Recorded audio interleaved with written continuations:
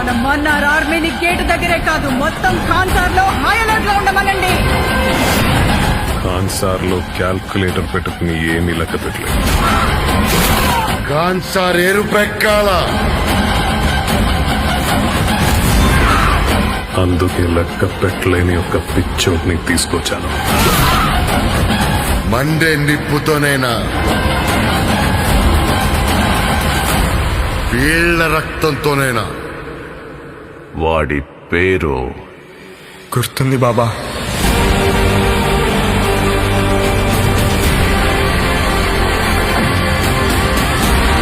ఖాన్సార్ వల్ల చాలా మంది కథలు మారాయి.